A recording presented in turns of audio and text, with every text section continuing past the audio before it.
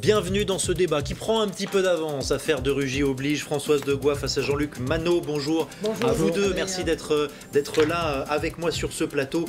Il est temps de passer aux clarifications, quoique, je vous disais, l'affaire de Rugy suite. Pourquoi ? Parce que désormais, nous avons les conclusions des rapports. Voilà, j'en ai une partie ici de ces conclusions des rapports concernant le logement et les dîners. Le logement, on le disait depuis la mi-journée, le secrétaire général du gouvernement valide les dépenses engagées. Globalement, les règles ont été respectées. On vient à l'instant d'avoir un peu plus d'informations concernant les fameux dîners. On a tous les images en tête. Et c'est là beaucoup plus subtil, Frédéric Delpech. Ils n'étaient, semble-t-il, et si on en croit ce rapport, pas tous professionnels, ces dîners.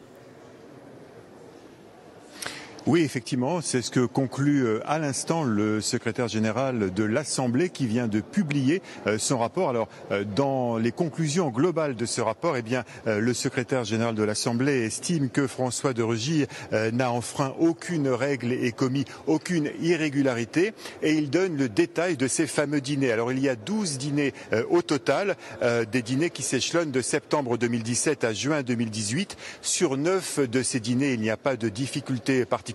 Ce sont des dîners avec des journalistes, des universitaires ou des responsables de la culture, avec des thèmes et donc qui étaient des dîners professionnels. Mais il y a 3 dîners qui posent interrogation au secrétaire général de l'Assemblée. L'un à Noël 2017, un dîner familial. Le deuxième, c'est le fameux dîner de la Saint-Valentin en février 2018. Et puis un troisième dîner où il n'y avait, semble-t-il, que 4 invités autour de la table. Et pour ces 3 dîners, le secrétaire général de l'Assemblée estime que ce sont des dîners à caractère familial et dont les prestations culinaires sont d'un niveau nettement supérieur, dit-il, aux usages pour un repas de cette nature. Bref, cela veut dire que François de Rugy n'a commis aucune irrégularité. Il n'y a donc pas lieu d'aller sur un terrain de contestation, mais tout de même, c'est une façon de prendre une certaine distance avec certains de ces dîners. Ce n'est donc pas un rapport qui blanchit totalement François de Rugy.